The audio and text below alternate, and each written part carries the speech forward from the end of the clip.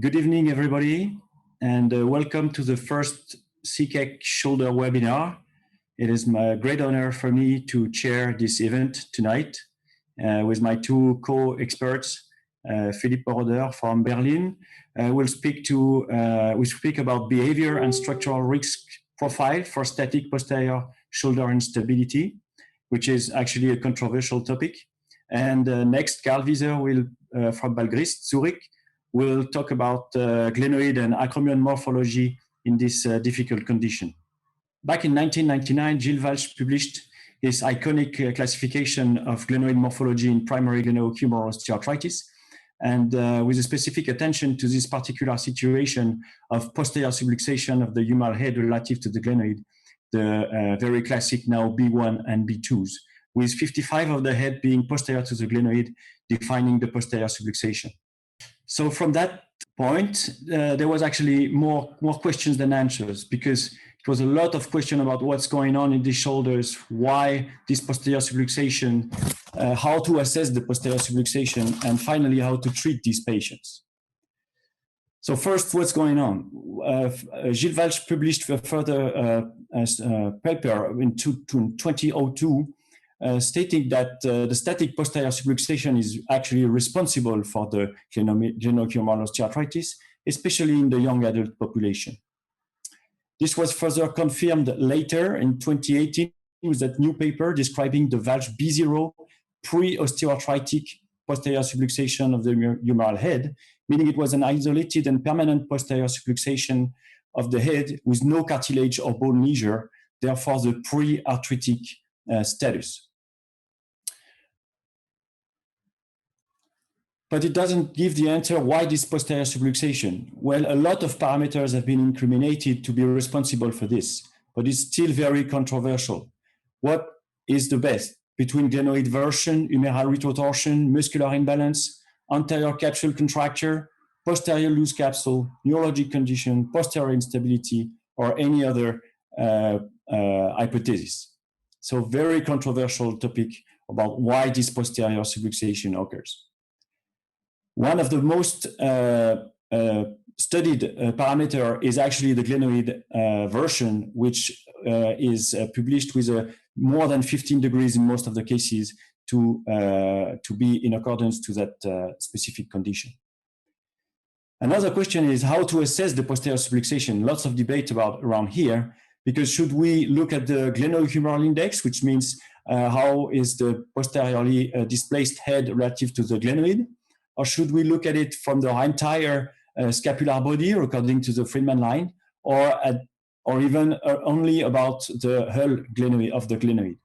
And lastly, is it now subluxation?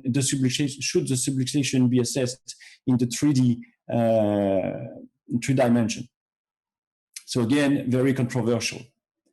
Fourth question is how to treat these patients. Very difficult. Walsh reported in 2002 anterior arthritis and posterior imbrication in very small number of cases, with unfortunately failure to correct the posterior subluxation, progressive worsening of the arthritis. The second option was opening posterior wedge osteotomy to correct excessive retroversion. Despite initial correction, unfortunately, there was a recurrence of posterior subluxation and worsening of the arthritis. Last option was not the worst, was to create a posterior glenoid augmentation with a bone block coming from the iliac crest in combination with capsuloplasty, which was efficient in the correction of posterior subluxation. And actually that result maintained over time. So it was very interesting to see that this is the same treatment that we do for posterior instability patients. So is there somewhere a link with posterior instability? Well, in 2018, in Walsh paper, they make a specific paragraph regarding that topic and making the very clear difference between posterior instability and arthrogenic posterior subluxation.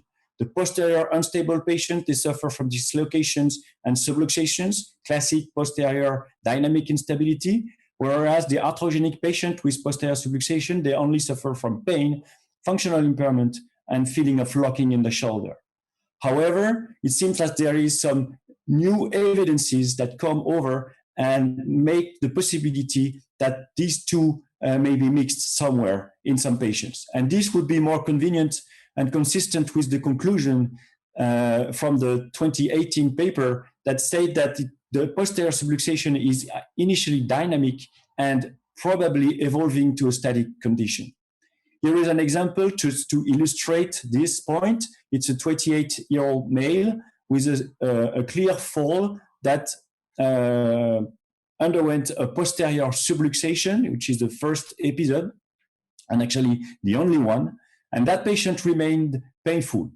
On the imaging studies, there is no doubt that that patient had a posterior instability episode, traumatic, with a reverse heel sacs in the front and a clear posterior bankart in the back. Regarding the centering, that head is perfectly centered and the retroversion is not greater than 10 degrees. However, that patient did not experience any recurrence of the instability episode, but experienced pain during activities with increasing pain over time, motivating a consultation in 2020. Perfect mobility, perfect strength, no signs of apprehension either in the front or in the back, no subluxation, but the adduction internal rotation position clearly triggers the pain and the symptoms. Unfortunately, that patient cannot go to work and he cannot back to horsing. Look at the CT scan. 2 years only after the initial trauma, he now has a posterior subluxated humeral head relative to the scapula or the glenoid, whatever. You can see the asymmetric wear of the cartilage, intact anterior cartilage and worn posterior cartilage, sorry. And you can see the bone remodeling more inferior regarding the status of the bone. Here is the 3D assessment. Now the glenoid retroversion is assessed 21% in 3D. You can see how the scapula in 3D modelization, how the posterior aspect of the scapula is now. And you can see that with the 3D assessment, the posterior humeral subluxation is now significant, up to 84%. So this is an example of a clear initial posterior dynamic instability. It is traumatic. The patient didn't have any epilepsy, no neurologic problem, no dysplasia of the glenoid, no hyperlaxity or MDI, anything. He had no symptoms of instability after the first episode, but just only persistent and functional pain and functional impairment. And we can only see 2 years later that he has now a static posterior subluxation and pre-arthritic condition. So regarding that specific patient, now Philipp is going to tell us more about this. Please, Philipp. Good evening, everybody, or good morning, depending from where in the world you're watching us from. Thank you, Lionel, and to Winglet team for inviting me to join this webinar. I think it's about a really interesting topic, but I must admit it's also a really challenging topic. As Lionel already mentioned, it's very controversial. And we probably cannot offer you any conclusions yet, but this is something that we have to study further in the future. I'm quite sure about that. If we look at the ABC classification for posterior shoulder instability, we can group posterior shoulder instability into three different categories. There is type A, which is first-time subluxators or dislocators.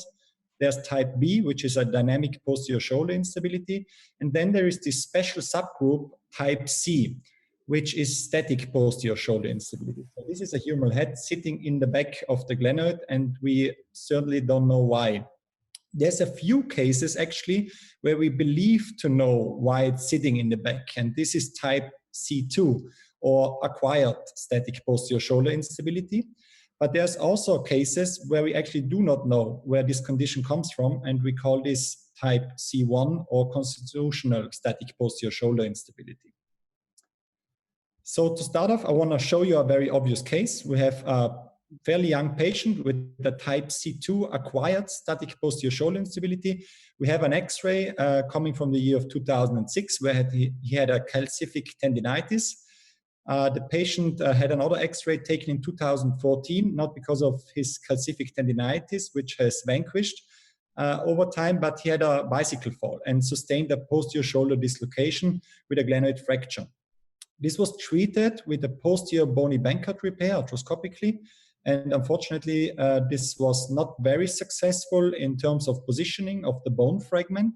And what you can see 1 year later in 2015 is that there is a posterior subluxation of the humeral head. And the patient continued in this posterior subluxation condition, and you see what turns out to be in 2019, he has a posterior dissenting osteoarthritis. So I think this progression of pathology is quite evident in this particular case.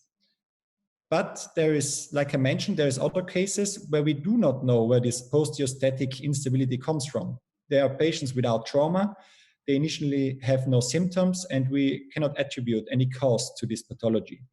There's different theories as to why this might occur in a certain group of patients. It might be misaligned joint reaction forces. It might be a dynamic posterior shoulder instability.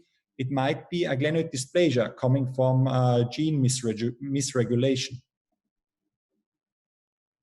If we look at this particular patient, this is actually an orthopedic surgeon who had a minor fall in 2018.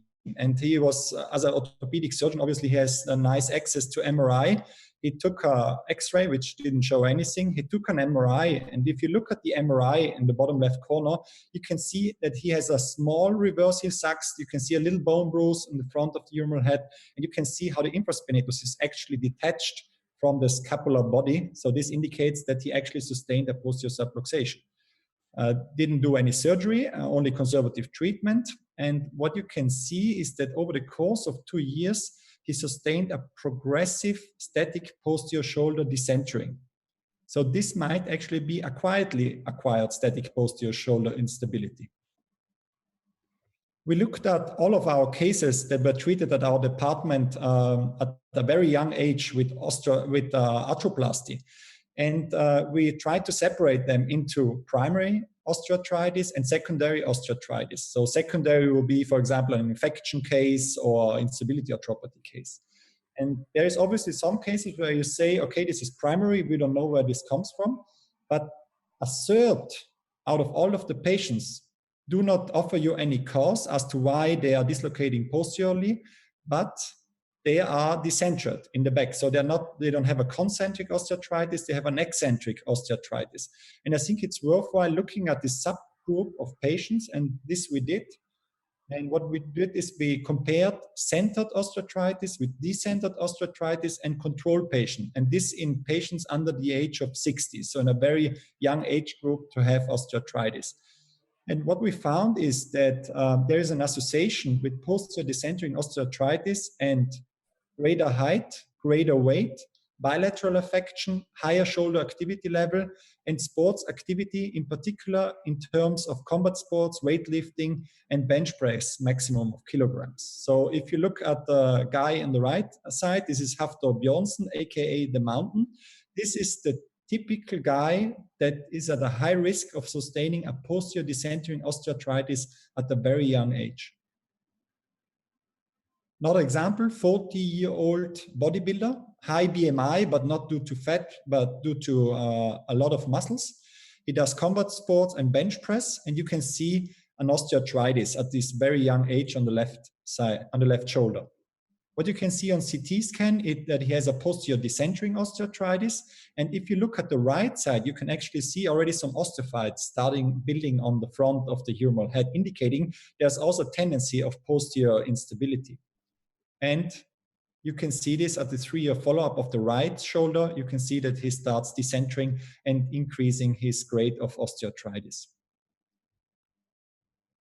So behavior certainly can be a risk factor, but maybe there's also some constitutional risk factors that we have to identify.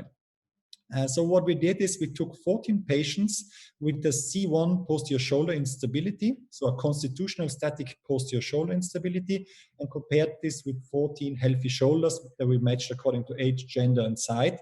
And we did a lot of measurements, in particular considering the scapular body, the glenoid vault, and the alignment of the humeral head with the scapular body. What we saw is, and this is obvious, that the scapular humeral subluxation is much worse in the C1 group than in the control group. And this is obvious because this is due to the fact that the humeral head goes out in the back. What's interesting is that the glenohumeral subluxation index is still significantly worse in the pathological group, but not as poor as in the scapular humeral subluxation index. What we also saw, of course, is that humeral offset is negative 2 millimeters. That means that the humeral head is 2 millimeters behind the scapular body axis, and in the non-pathological group, it's 3 millimeters in front. What we also observed, and Lionel has mentioned this already, that the pathological group had 90 degrees of retroversion of the articular surface, while the control group had 4 degrees. What's interesting and new is that we found an anterior glenoid offset in the pathological group, meaning that the glenoid vault was on average 9 millimeters in front of the scapular body axis in the C1 group, and only 4.6 millimeters in the control group. And this is also reflected in the neck angle. So to show you a graph, what I mean by this, so it's true that the head, of course, is subluxated statically in the posterior direction. This we already know because this kind of defines the pathology. It also seems true that the retroversion is increased in the pathological group. Also, this is nothing new. But what we found is quite interesting, that it might not only be the head that goes towards the back, it actually also might be the glenoid vault that translates to the front during development or maybe at a later stage in life. And this was a significant difference, at least in our study. So there's a combination of factors that might bring this pathology of a static posterior shoulder instability. This is, of course, the increased posterior humeral offset, so the shift of the head towards the back. This is obvious. Then there's the increased glenoid retroversion, but there might also be some other scapular morphology parameters, as for example, the anterior offset of the glenoid vault that predisposes these patients to this pathology. So what are we looking at right now? We currently collected over 2,000 cases of full body PET-CT scans that we had in our institutional database. And we looked at scapular position of patients with a C1 pathology. Unfortunately, until now, we only collected 4 cases because this is a very rare pathology. And what we also did is we did a muscle volumetry to see whether there were any significant changes between the two groups. We did not finish these results yet, but this is something we need to look at in the future, because we maybe shouldn't only focus at the articular surface and the humeral head. Maybe we should take a step back and look at the bigger picture, look at the scapular position and the entire body posture, and maybe even muscle volumes that might lead to this condition. Thank you very much. Thank you, Philipp, for this excellent talk. Very new insights and new data is coming up, and increasing the knowledge to understand what we are dealing with. And now Karl is going to give us some more informations and maybe talk about, and surely talk about the acromial morphology in this particular condition. Please, Karl. Yes, hello everybody, and good evening from my side here from Zurich. Lionel, thanks a lot for this very kind invitation to this really controversial topic. And as we said before, I think maybe we learned the most preparing these talks because it's really, I think we are still nowhere understanding this pathology. So we saw this slide before from Lionel, and I think I want to pitch in here because I'm strongly convinced that no humeral head just happens to be static posterior subluxed. I believe this is a dynamic process, and I will show you some evidence to prove that, or at least to show you what I mean. And this is 12 years ago when Rotator published this paper analyzing the functional decentering of the humeral head. And he looked at different positions in the CT and showed actually that of the static posterior subluxed B1 glenoids, only 1/3 was really static posterior subluxed in all different positions of the arm during the CT scan. And 2/3 actually were dynamic, meaning that in an adducted or in a neutral position, they had a centered joint, and only when they abducted their arm, they decentered to posterior. And this is also true in at least some cases of the B2 glenoids. So the subluxed and posterior eroded glenoids. And here you see some pictures of a publication of Philipp, where he showed that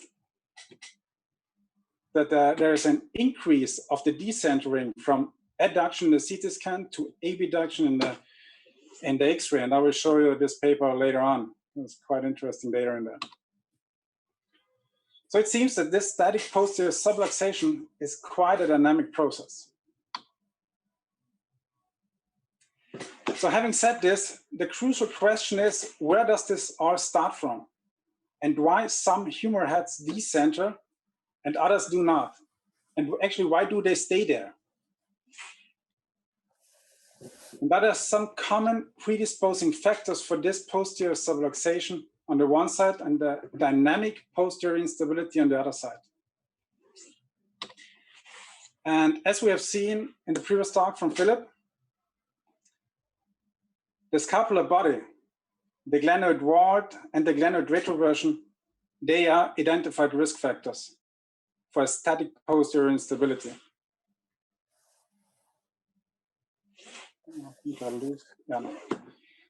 The other question is this also a risk factor for the dynamic posterior instability, making this link what Lionel mentioned at the beginning?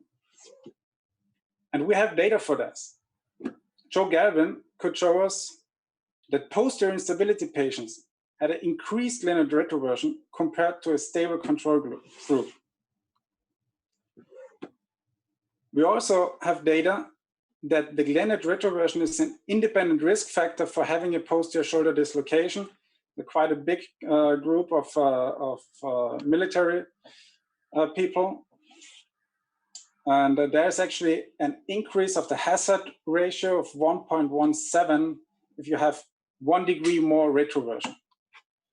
And we have also data from Kathagen that patients with atraumatic posterior shoulder instability have actually a higher glenoid retroversion than those with a traumatic posterior shoulder instability. So I think there is enough data to say that an increased glenoid retroversion is a risk factor for the static subluxation, but also for the dynamic instability.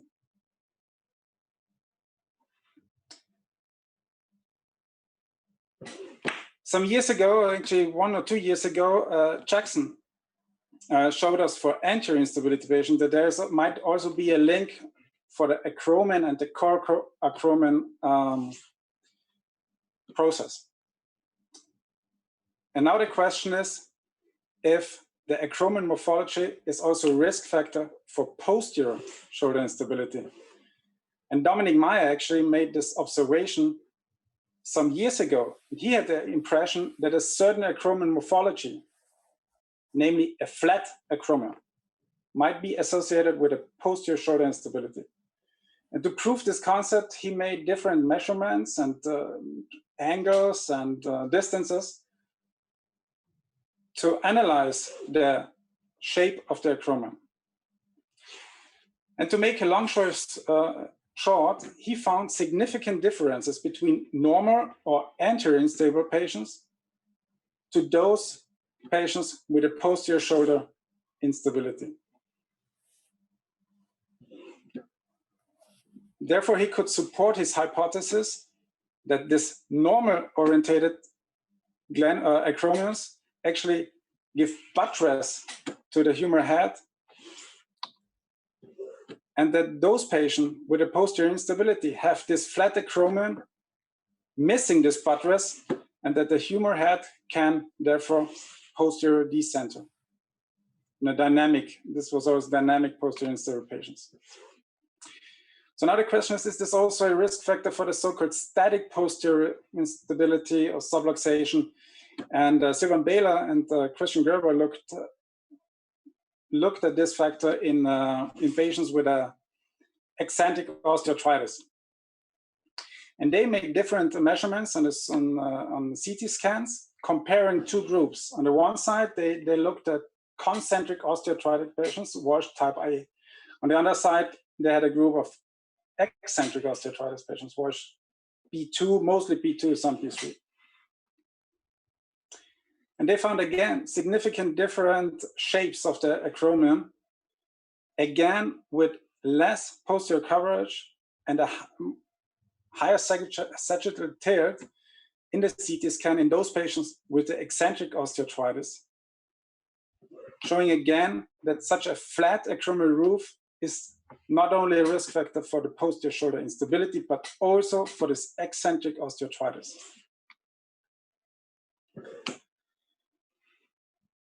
So I will finish with my ideas and my understanding of this pathology with the current evidence which we have.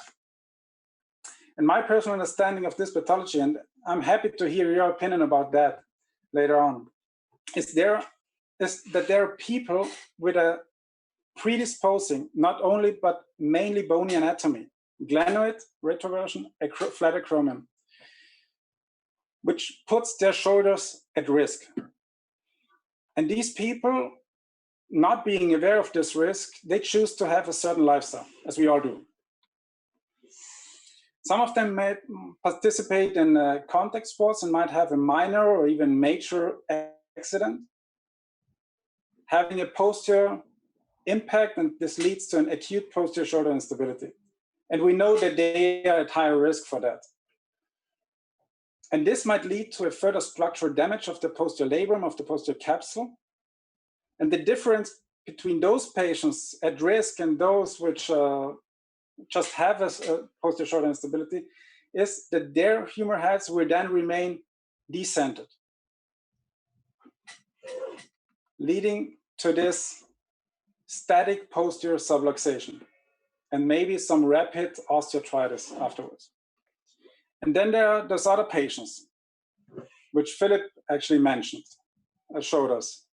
They never had a real traumatic incident, but they choose to spend some hours in the gym and putting their poor little shoulders with high pressure with bench press, also leading to a very rapid posterior static subluxation, and then a rapid wear and osteoarthritis. And then there are finally those other patients which never had an accident, never had any high-level sports, bench press or whatever, and they just appear with at some older age in our outpatient clinics with a certain degree of B1, B2, B3. They just became symptomatic at some point. And then there might be some patients having these risk factors, but we don't have numbers for that. And they maybe they are the lucky ones, and they will never show any kind of posterior subluxation and therefore never show any kind of osteoarthritic changes. But as I said, I think we don't have numbers for that. So thank you very much. Thank you, Karl. Very impressive data, very impressive talk, and thank you for giving a tribute to the brilliant Dominique Meyer. So it looks like we have, across these three talks, we have some evidences to make the link, not in 100% of the patients, like just Karl mentioned, but we have evidences in a larger and larger number of patients who have predisposing factors and who have specific behaviors in their lifestyle, like having some activities that will load specifically the shoulder towards the back. And it looks like that numerous of these patients will develop posterior translation, chronic translation dynamic of the head relatively to the glenoid and the scapula. And at the end of the day, those who are with high risk because of the risk factors at the anatomic point of view, they will probably go to the static final end, static status of that posteriorly displaced head. So this is now the time for discussion. And before we discuss the case, Philipp, we know that you are developing a specific shoulder pacemaker device, let's say. because we want to focus tonight not on the arthritic patients, but on the patients who are pre-arthritic. And we would like to prevent these patients by first diagnosing them and then propose them some treatment options. Fortunately, not surgical options because it might be too late, but maybe you have a solution before the surgery. So I think the main issue with this pathology is to catch it early, because usually it's asymptomatic. These patients show up once they have enough cartilage damage in the back to suffer pain. As you already mentioned, they don't feel dislocations usually. Usually they have a torn labrum, but more than that, they have a flattened out posterior wall of the cartilage and the glenoid concavity. And so I'm going to show in a later video of the cases that these patients actually slide out the back. They don't really pop out over the bump. They slide out the back. You can see this on dynamic fluoroscopy.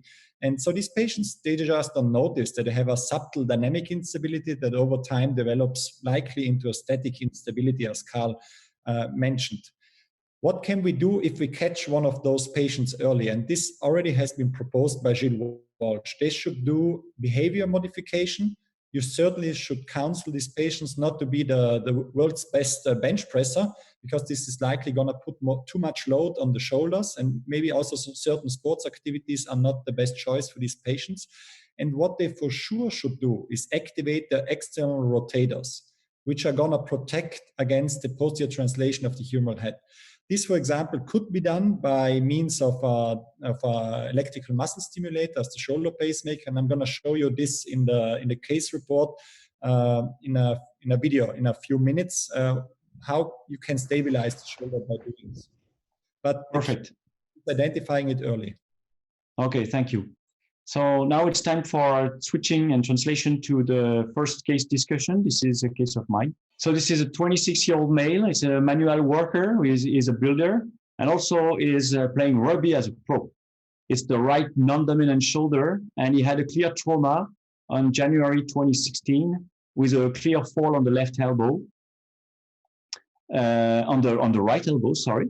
And he experiences shoulder pain since that fall on his elbow, and he had no feeling of at that time of feeling of instability or describing any subluxation.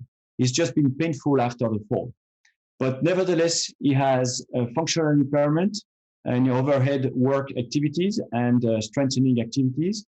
He estimates his sound shoulder with a subjective shoulder value of 40%. And he actually works and still wants to work, but he wants to get rid of the pain. He went in a consultation 1 year, a little bit more than 1 year later, with perfect motion, and again a specific symptom with the triggering of the pain by adduction, internal rotation, position of the arm, but no feeling of apprehension or instability. So this is his X-ray, quite normal. We don't see any osteoarthritic changes, but you can maybe here see at the posterior inferior aspect of the shoulder like a cyst formation. So this is confirmed by the CT, and you see this is a 1 year post-traumatic CT arthrogram. And you can see already here the posterior subluxation of the head. You can see that there is a posterior wear of the cartilage with intact interior one. And you see that the lower you go, the lower you see the cyst in the posterior inferior aspect. So at the superior part, this patient has an intact cartilage, intact posterior superior labrum. At the mid part of the glenoid, we see the anterior intact cartilage, and we see the worn posterior cartilage with glenoid bone reconstruction in the back. And at the very inferior part, you can see again the anterior intact glenoid cartilage, worn in the back, just above a posterior inferior significant glenoid cyst. So with regard of that patient, you measure the posterior subluxation, which is, according to the Friedman line, 80%.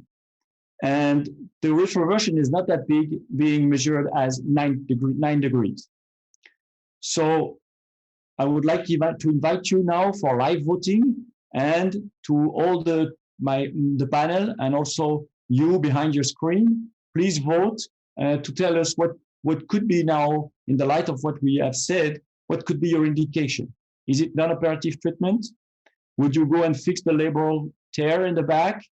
Would you propose a glenoid osteotomy to correct or to increase the version back or close to zero? Would you propose a glenoid augmentation like a bone block? Or even like Karl mentioned, or because of his hypothesis of the acromial morphology, would you go for an osteotomy for the acromial? So it looks like majority of you would go for glenoid augmentation with a iliac crest bone block. Maybe we know that you can harvest that bone block from the spine of the scapula. This is possible, but the classic way is like iliac crest bone block. So, Philipp, what would you propose to that patient?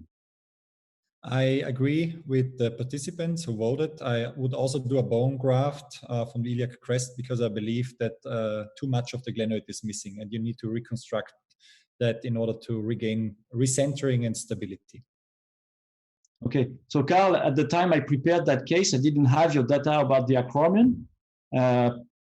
Maybe you took a look at it. Would you consider that patient had a risk factor regarding his acromion, or what's your opinion about that patient? So when we look at the X-ray, it seems that the acromion seems to be a little flat, but I never did an acromion osteotomy so far, and I don't really not know if this really will help this patient, especially this patient with a clear, more or less traumatic history, and this really destroyed posterior inferior glenoid. I think, so in my hands, the only way to try to solve this problem and save some years, let's say like this, would be a glenoid augmentation. I think I would do a iliac crest bone block. Okay, so now the percentage is a little bit down to 50% instead of 60, and we can now see what was done in that patient. Okay, so yes, I did a glenoid posterior augmentation with a posterior capsuloplasty. So you can see here on the outlet view, which is not perfect in that here, but the outlet view, the iliac crest, and intraoperative views also. And I also bone grafted with a piece of bone allograft. I bone grafted the cyst, as you can see in the middle. So this is the posterior control. This is the control 1 year post-op. So I would say that as a radiographic point of view, unfortunately, as we can see in unstable, dynamic unstable patients that you treat for instability, there is some part of resorption of the iliac crest. Obviously, this has been published before, but there is obviously also a part on the CT scan, because when I saw that X-ray, I was a little bit afraid of the status of the bone. But in fact, on the CT scan, you see that there is a part of that glenoid iliac crest bone augmentation graft, which is obviously loaded and still remains, despite what was not needed disappeared over time.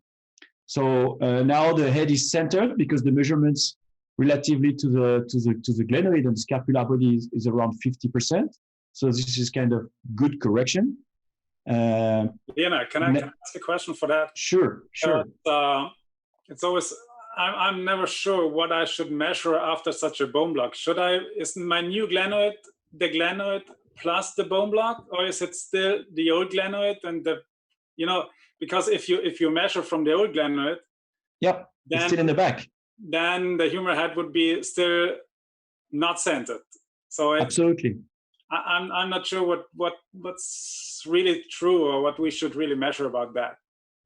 I think this is, yeah, Philipp, please. Just measuring the scapular body axis as proposed by Heinz Hönnecke, which is going to stay the same even after bone grafting. You can get some reliable measurements on that, unless you have some advanced 3D computerized imaging, of course, which can also help you. Yeah. So this is the clinical results 1 year post-op. I had that patient on the phone. He's now 3 years post-op. Is still the same. Is back to rugby and is back to work. So it's only an early result. This is not a definitive result, of course. There is a high chance regarding what we know. There is a high chance that that patient will develop over time osteoarthritis. But actually, I was not really ready to go for a prosthesis or any kind of other surgery in that patient. So maybe we can move on to the next clinical case, please. Oh yeah. Oh, sorry. There is very nice research showing that preserving the joint and really investing into this joint is beneficial. You know, because if you did conservative treatment, he would not be better. And so I think it's good that you operated on him. Okay. So as a general topic, I have a question for the audience and for you guys. Do you think that this arthrogenic posterior subluxation is the consequence of different things? Would you consider the loose anterior capsule, or absolutely not? For the audience, what is the best way to look at that posterior subluxation? What do you think about the clinical examination that will lead you to recognize that condition? And what would be your answers to these questions? Philipp? I again agree with the audience, with the participants, but for sure we also influence that by means of our talks. Okay, so maybe it's time. We have 15 minutes left. Sorry, maybe it's time now to go to the next case after we see the results of the vote here. So it looks like we convinced the audience about the posterior subluxation being dynamic first and then static in some patients. Not all of them, of course, but we do have evidences for this now. Of course, this condition is best assessed by the CT scan or even MRI, and not abduction, external rotation, but adduction, internal rotation is the way to recognize the pain. So, Philipp, I think this is your case. So what I want to present to you is this young gentleman. He's didn't have any fall or any bicycle accident or any bench press trauma, but he showed up to our office with these MRI scans of the right and the left shoulder. And what you can see, especially on the right-hand side where he's symptomatic, he feels some pain during exertion, but he doesn't know about any posterior shoulder instability or dislocations. He only complains about pain during exertion. What you can see is a little bit of increased retroversion, especially if you consider the articular surface, including the cartilage, which is worn down in the back. You can see some bony damage, or it's more like a melted down glenoid in the back. And you can see how the labrum is torn off. And on the left-hand side, you can see that he has the same condition, but it's a little bit less advanced. So we go to the CT scans to have a look at the bony morphology. You can see this is not a case of bony defect, as in the traumatic case shown by Lionel. This is more of an atraumatic chronic process. And it's visible also in the beginning stage on the left-hand side. What I want to show you, the shoulder goes out the back and comes back in. And the patient doesn't notice that this is a dislocation because it doesn't have to jump over the bump. Instead, it just slides out. And so I asked the audience, what would you do with this patient? There's the option of conservative treatment, do a posterior capsular application, do a posterior bone grafting, or do a posterior open wedge osteotomy. So conservative treatment is certainly an option in these patients. What do you guys think, Lionel and Karl? What would you have done? Yes, I think that if you put that patient into the OR, it means that you experienced with him all the possibilities of the conservative treatment. So my first option would be exactly the same: conservative treatment and trying to work as a proprioception parameter in physiotherapy.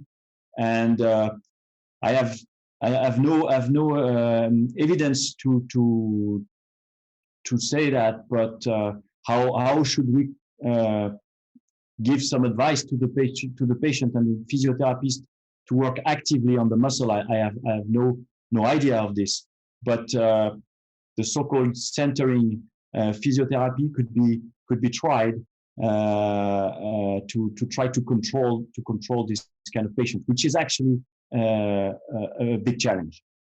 Yeah. We tried doing some of these options with those patients before. Back in the day with Herbert Resch, he did a lot of posterior open wedge osteotomies. Unfortunately, that didn't work so well. They were clinically better, but the head remained in the back.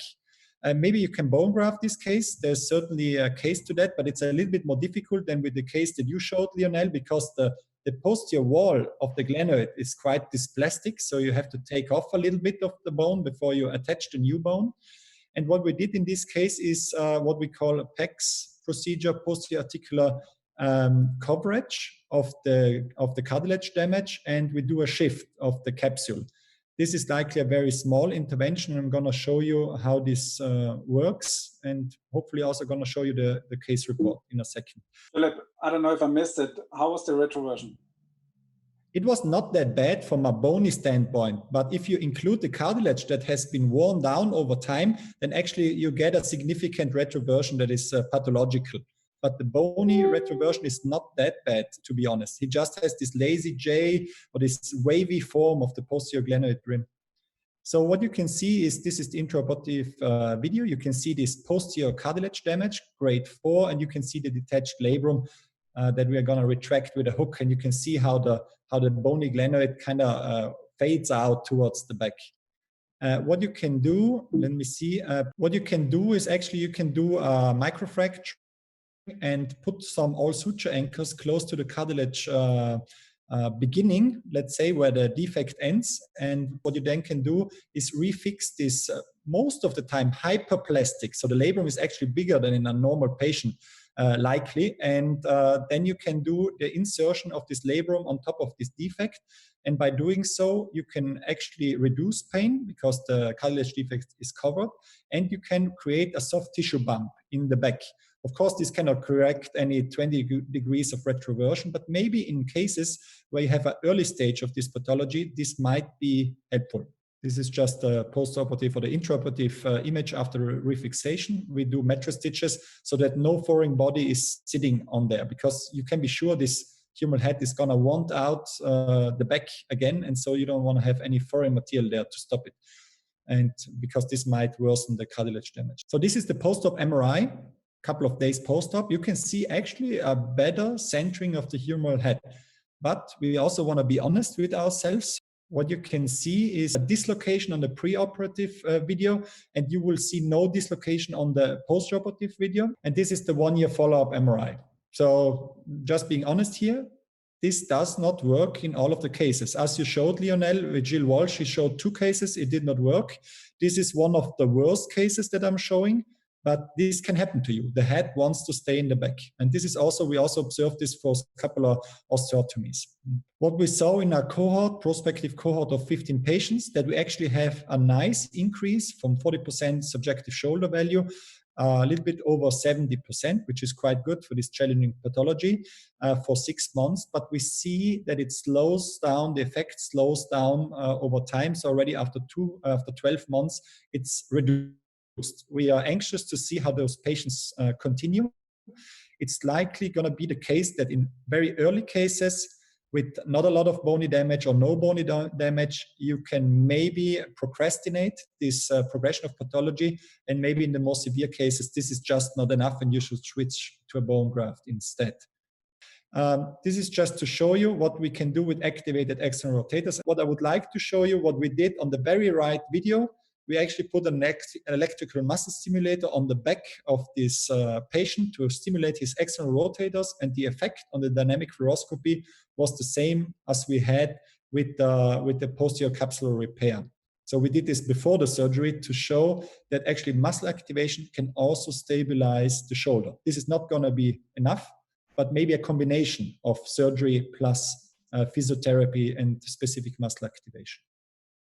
Yes, thank you very much, Philipp. It was one of the questions is how you you manage also the post-operative course just to, because you act on the anatomical aspect of the shoulder, but there is the dynamic aspect of it, and you may influence also this to maintain the results over time. Otherwise, we know that these patients, because we actually do not treat the real cause for the posterior subluxation, unfortunately, and we know that these heads will want to go in the back again. Couldn't agree more. One step is do surgery, reconstruct anatomy, and maybe even improve anatomy to what it was built to be.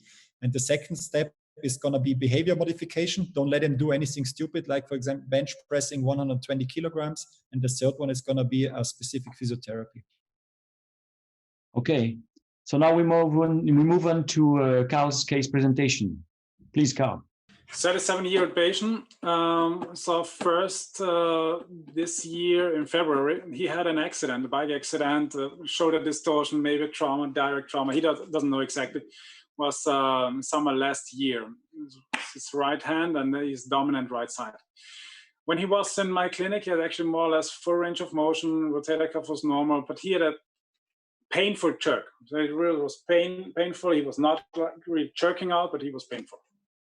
And he did 6 months of physio, and this treatment failed. See here the X-rays, a little osteoarthritic changes on the left side, maybe some kind of a flat acromial, as we would consider that. And this was his MRI. Again, showing a posterior lateral tear, like a Bankert lesion, indicating that there might be some kind of subluxation. And if we look at the whole scapular body on the MRI, we see that there is a posterior, call it static posterior subluxation right now.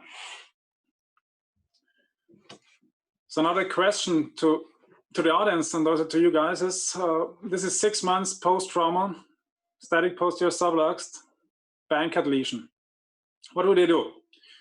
Continue conservative treatment, sending to Berlin with a pacemaker treatment, doing an arthroscopic Bankert repair, maybe also sending him to Berlin, and such a nice application there. A posterior bone block, a corrective open wedge glenoid osteotomy,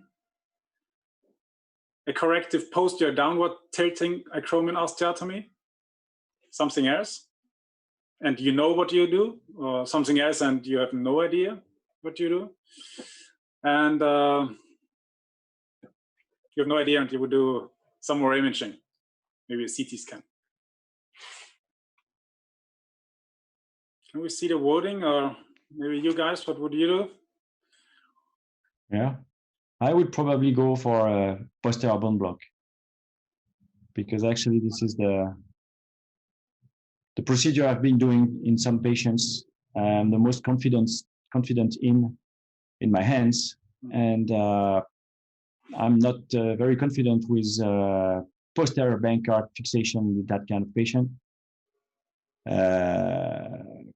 So that's the reason why I would go for a posterior Bankert. Okay. Posterior bone block, sorry. Philipp?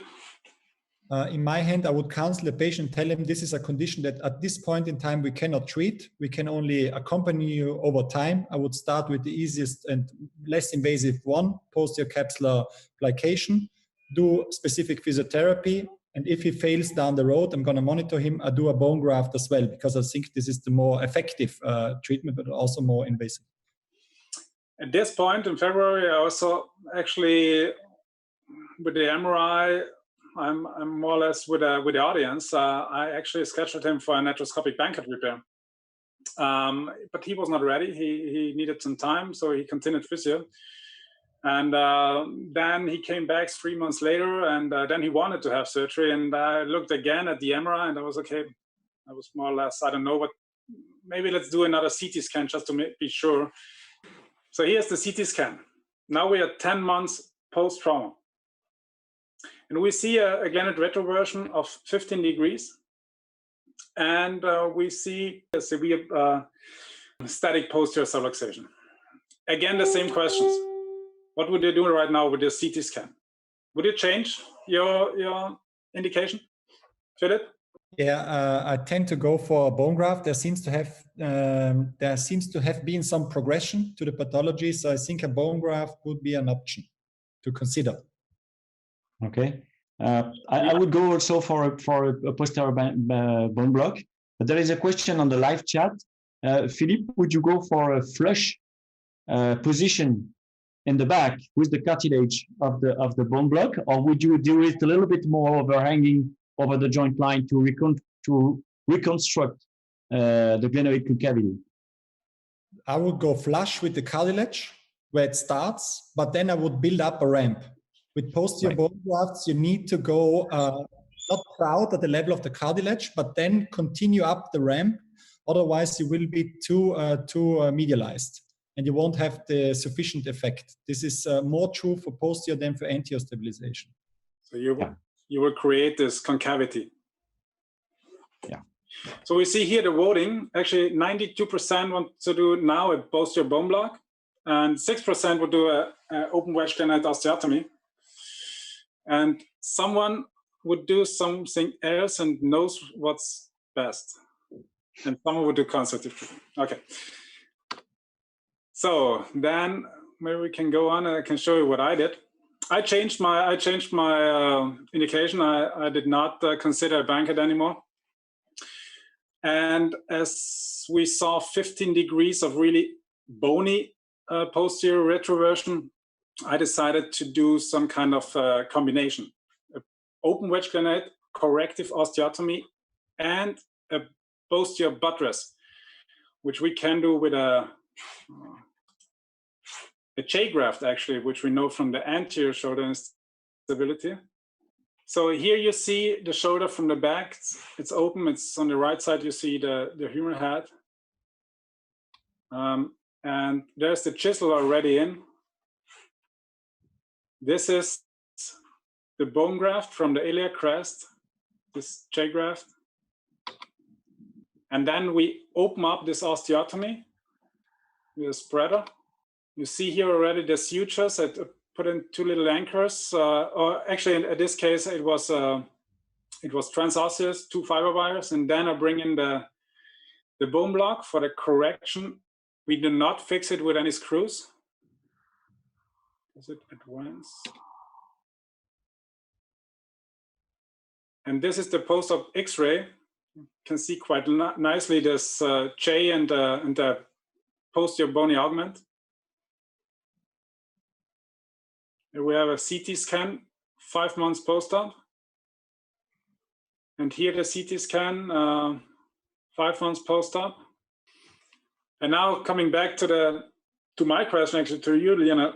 If I measure just the let's call it paleoglenoid, then we still have a posterior decentered head. But if we add this buttress, this neoglenoid, then we actually see a more or less now centered head. And the patient is really doing fine. 5 months post-op, he was completely happy, no pain, free in range of motion. Quite happy with that. Okay, Karl, there is a question on the live chat. Yeah. Because you hesitated between the soft tissue procedure and the bone block, and at the end of the day you switched.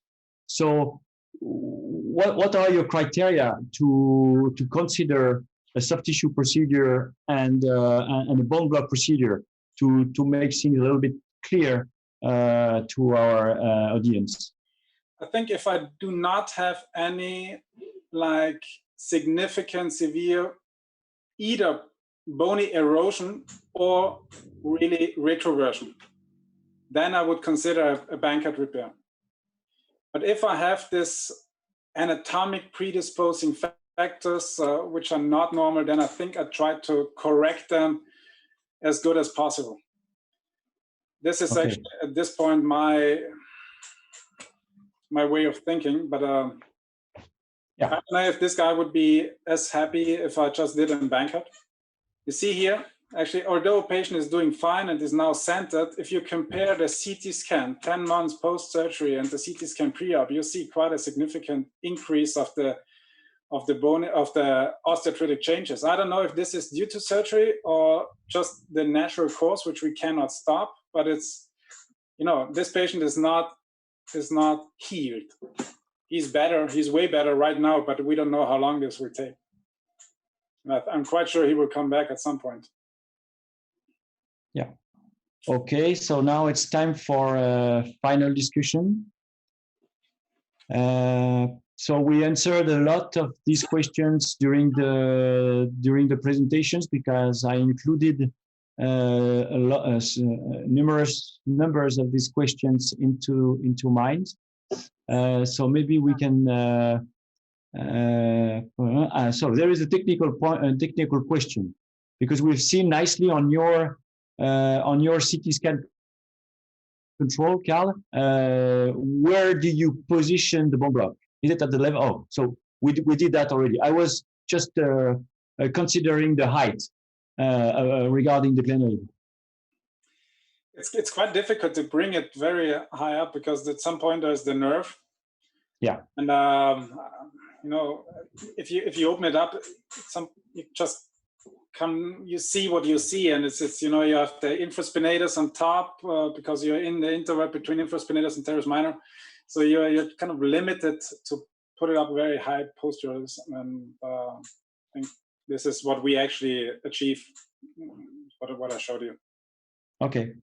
So thank you, Karl. Thank you, Philipp, so much. Now it's time for take-home messages. I will try to summarize some of the data and some partial evidences that we demonstrated in our talks.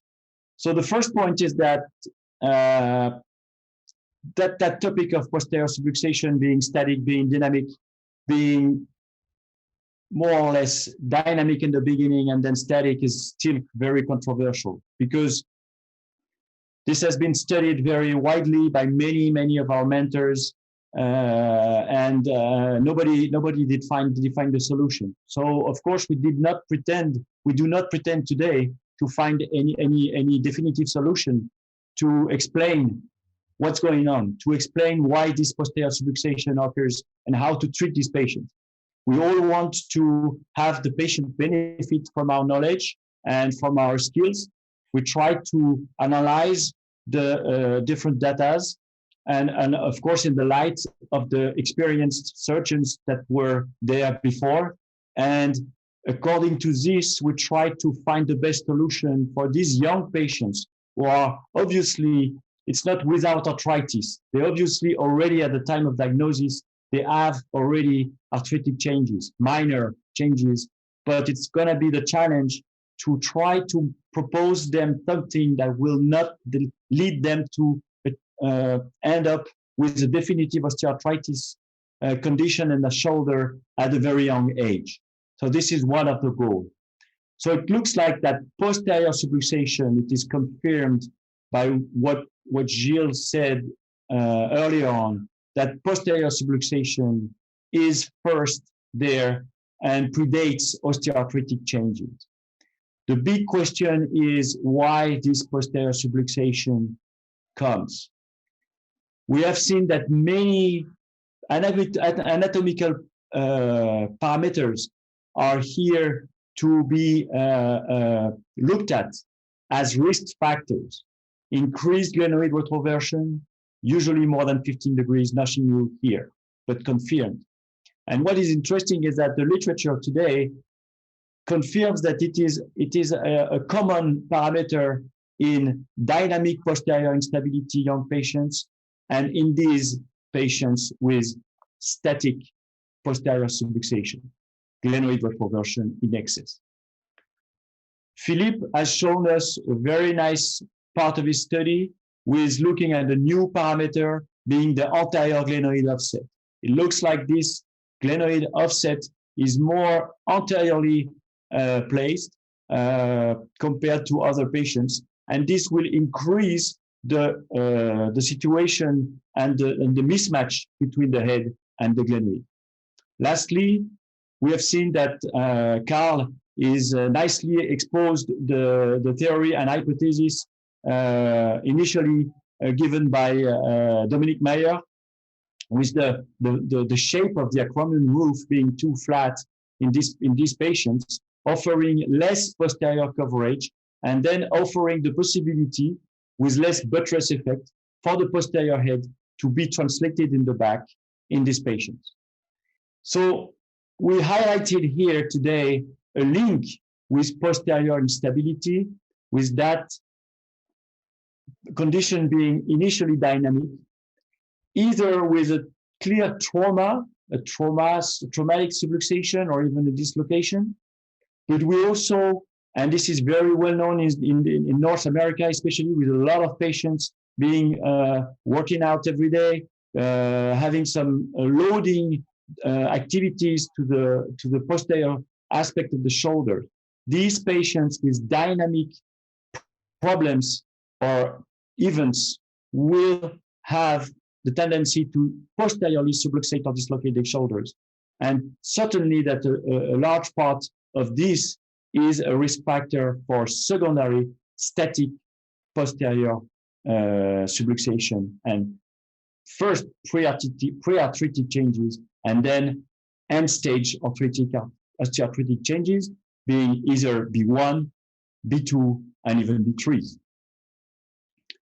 So again, we try to avoid this evolution. We have no certainty it is going to be the case. Some options have been used in the past and failed.